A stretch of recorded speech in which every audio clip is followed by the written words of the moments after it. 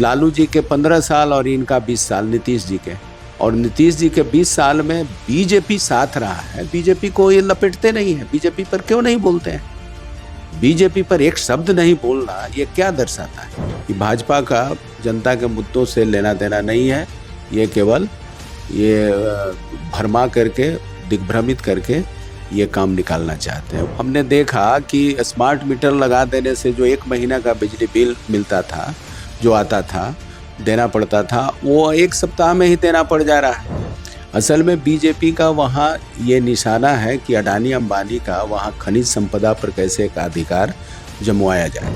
बाकी गरीब लोग समझ रहे थे कि दोनों जो है, जनसुराज का भी पहचान कर लिया लोग कि ये कौन है। नमस्कार, मेरा नाम प्रिंस मिश्रा है और आप निष्कर्ष बिहार देख रहे हैं। अगर आप हमारे चैनल पर नए हैं तो चैनल को सब्सक्राइब कर लीजिएगा। अगर हमारे वीडियो को आप फेसबुक पेज पर देख रहे हैं तो फेसबुक पेज को भी फॉलो कर लीजिएगा। आज हम लोग बात करेंगे झारखंड विधानसभा का, क्योंकि वहाँ पे 81 सीट है टोटल, और ऐसे में कुछ सीटों पर पहला चरण का जो है मतदान संपन्न हो चुका है। आज जो है अंतिम चरण का मतदान हो रहा है। ऐसे में हम लोग जो है सीधी बातचीत करेंगे। हमारे साथ सीपीआई एमएल के जो विधायक हैं महानंद सिंह, ये भी गए थे झारखंड चुनाव में प्रचार प्रसार करने के लिए। वहाँ की वस्तु स्थिति को जो है माप करके आए हैं। क्या लग रहा है कि सर झारखंड में किनकी सरकार बनने वाली है? हेमंत सरकार लौटेगी। जो हम लोगों ने देखा, पहला चरण का जो चुनाव भी हुआ है वो हेमंत सरकार के पक्ष में है। दूसरे चरण के चुनाव के लेकर के हम लोग कई विधानसभा में गए, सिंदरी गए थे, निरसा, बगोदर और राजधनबार। हम लोग वहाँ देख रहे हैं कि पूरे उभार है और बीजेपी के खिलाफ काफी गुस्सा है। जो एजेंडा नहीं है वो एजेंडा को थोपा जा रहा है। जो जनता के मुद्दे हैं उन मुद्दों को खारिज करके अनावश्यक सवाल लाए जा रहे हैं। ऐसा ऐसा वीडियो चलाए जा रहे हैं, झूठा वीडियो चला करके लोगों को भ्रमित करने का जो काम कर रहे हैं। इससे और एक्सपोज हो गया है भाजपा वाले लोग कि भाजपा का जनता के मुद्दों से लेना देना नहीं है, ये केवल ये भरमा करके, दिग्भ्रमित करके ये काम निकालना चाहते हैं। वहाँ मैया सम्मान योजना, वृद्धा पेंशन में बढ़ोतरी, सैया का बढ़ोतरी वेतनमान में, तो ये वहाँ किसानों का कर्जा माफ। सबसे बड़ी बात है कि बिजली के मामले में 200 यूनिट फ्री करने की जो सरकार ने घोषणा की है, ये अहम सवाल है। ये बहुत ही लोगों को सुकून देने वाला मुद्दा है। झारखंड में भी जो है यूपी मॉडल लॉन्च हो रहा है। क्या कहते हैं, यूपी मॉडल पे हेमंत सोरेन काम कर रहे हैं ताकि लोगों का जो है वोट बैंक अपनी ओर आकर्षित करे। यूपी मॉडल तो बुलडोजर वाला है। यूपी मॉडल, माफ करिएगा, दिल्ली मॉडल। हाँ, वही तो हमको लगा कि यूपी मॉडल तो बुलडोजर का राज चला रहे हैं। नहीं, हम दिल्ली की बात कर रहे हैं। हाँ, तो 200 यूनिट बिजली जो है बहुत राहत हो जाता है। जैसे यहाँ आप देखिएगा, हमने देखा कि स्मार्ट मीटर लगा देने से जो 1 महीना का बिजली बिल मिलता था, जो आता था, देना पड़ता था, वो 1 सप्ताह में ही देना पड़ जा रहा है।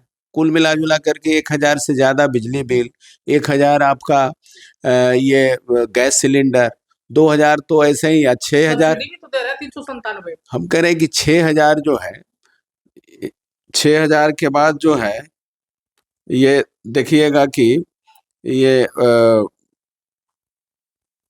पूरा ये स्थिति बनी हुई है। 6000 जिनकी आमदनी है, तो 6000 आमदनी वालों को 2000 तो यही सब में चला जा रहा है। तो ऐसी स्थिति में आप समझ सकते हैं कि सरकार आम लोगों के क्या फायदा पहुंचा रही है। और वहाँ की सरकार 200 यूनिट बिजली फ्री कर देने से बिजली बिल तो उनको देना नहीं पड़ेगा, बिजली ऐसे ही मिल गया। उसके बाद जो है वृद्धा पेंशन में बढ़ोतरी है, मैया सम्मान योजना है, आपके 2500 तुरंत सरकार बनेगी, 2500 उनको मिलेगा। तो एक घर में चूल्हा चौकी के लिए, पूरे घर परिवार चलाने के लिए 2500 मिल जा रहा है। तो एक गरीब आदमी के लिए, आम आदमी के लिए, जहाँ कोई रोजगार नहीं है, पलायन है, लोगों का शोषण ज्यादा है, वहाँ यह योजना लागू हो रहा है। तो ये बहुत ही लोक कल्याणकारी योजना है।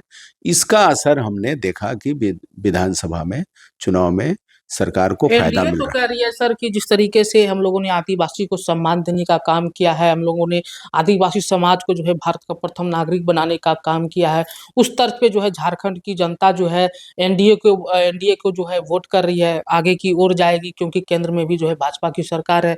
लेकिन आप लोग तो दावा कर रहे हैं कि हेमंत सोरेन की फिर से सरकार बनने वाली है। आप देखे होंगे कि छत्तीसगढ़ में किस तरह से आदिवासी का वोट लेकर के आदिवासी के जंगल पर हमला कर दिया।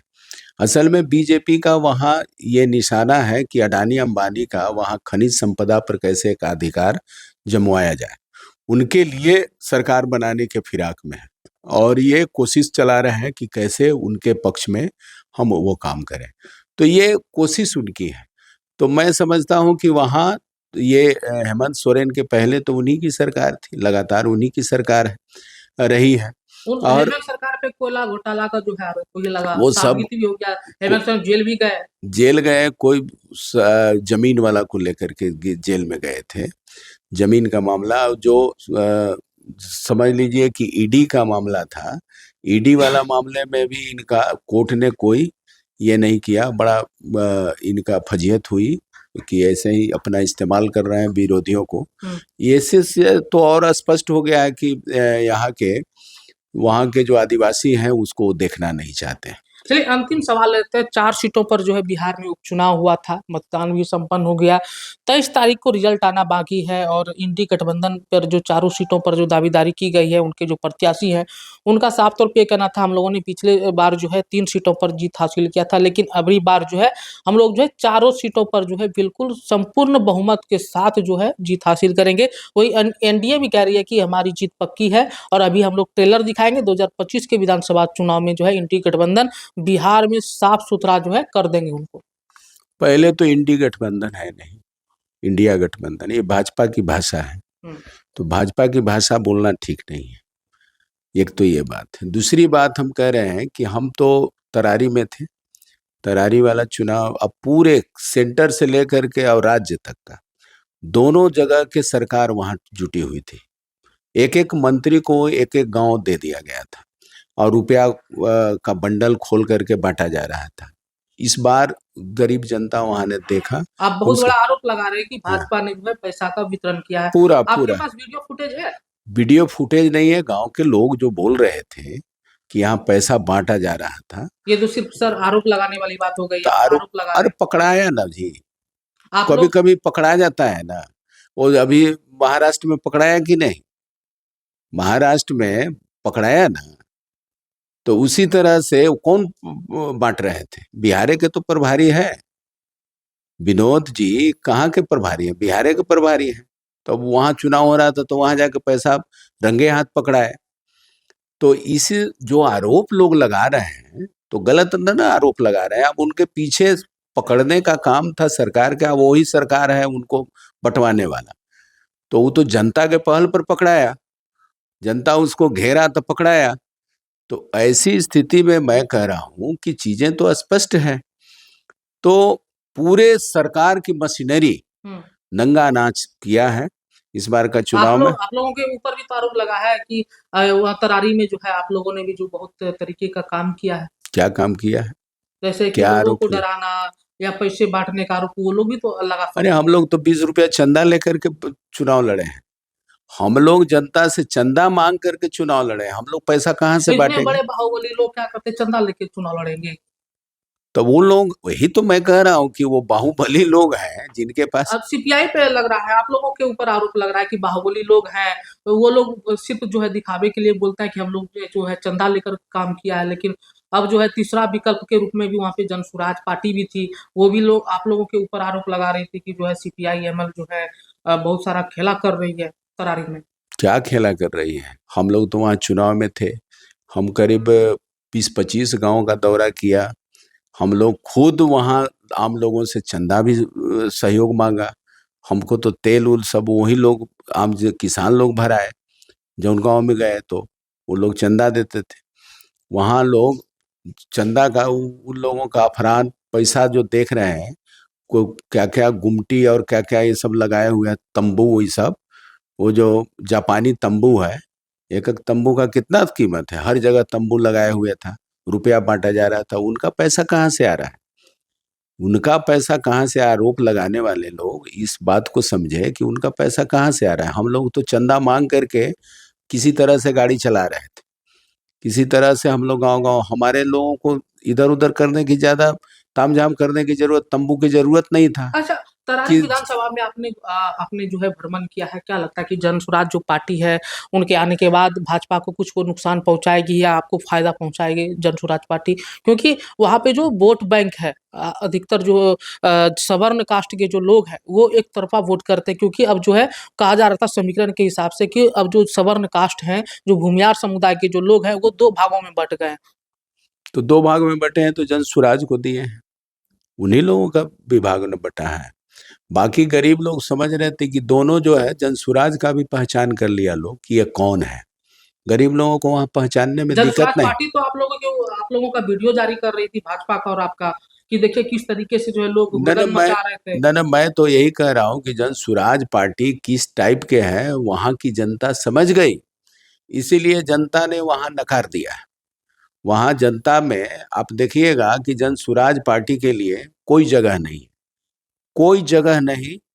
जनता का मतलब गरीब लोग, किसान लोग, आम अति मेहनत कश लोग, ये लोग समझ गया कि ये बीजेपी का बी टीम है, बीजेपी के लिए ही काम कर रहा है। हम्म। और यहाँ जो वैक्यूम है, जो राजनीतिक जो माहौल जो बन रहा है, दोनों के हिसाब से भाजपा के खिलाफ बोलते नहीं है।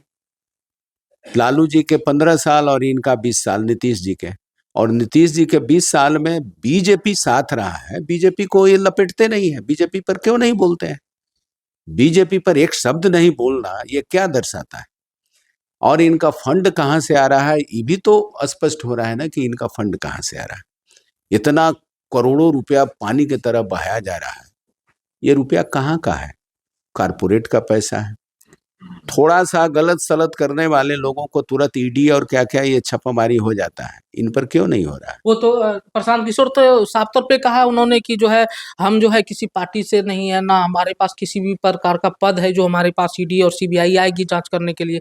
हम तो एक कार्यकर्ता के तौर पे जो है काम कर रहे हैं। हमारे पास जो है हमारी कंपनी थी जो कि रणनीतिकार का हम लोग काम करते थे। सरकार चाहे तो जांच करवा सकती है, वो तो खुले मन से भी कह रहे हैं। अरे तो सरकार काहे जांच कराएगी? सरकार के लिए ही काम कर रहे हैं तो काहे जांच कराएगी? पिछले बार तो करण थापर के इंटरव्यू में स्पष्ट हो गया था कि ये किन के लिए काम कर रहा है। अब का दुनिया जान रहा है, इसलिए कोई जानने की बात नहीं है, सब लोग समझ रहा है। ये हमारे साथ थे सीपीआई एमएल के जो है विधायक महानंद सिंह। इनका साफ तौर पे कहना था झारखंड में जो 81 सीटों पर जो मतदान आज जो है संपन्न होने वाला है, ऐसे में झारखंड में भी जो है हेमंत सोरेन के नेतृत्व में सरकार बनेगी। और बिहार में जो उपचुनाव 4 सीटों पर हुआ है, ऐसे में इंडिया गठबंधन के जो तमाम प्रत्याशी हैं, चारों जो प्रत्याशी हैं, वो जीत हासिल करेंगे। और अभी हम लोग जो है, हम लोगों ने जो देखा, वस्तु स्थिति को जो देखा, वो जो है सिर्फ और सिर्फ जो है गरीब जनता लोग जो है चाहती है कि इंडिया गठबंधन का सरकार बने। ऐसे में आप लोगों को क्या लग रहा है कमेंट बॉक्स में जरूर बताइएगा। फिलहाल के धन्यवाद।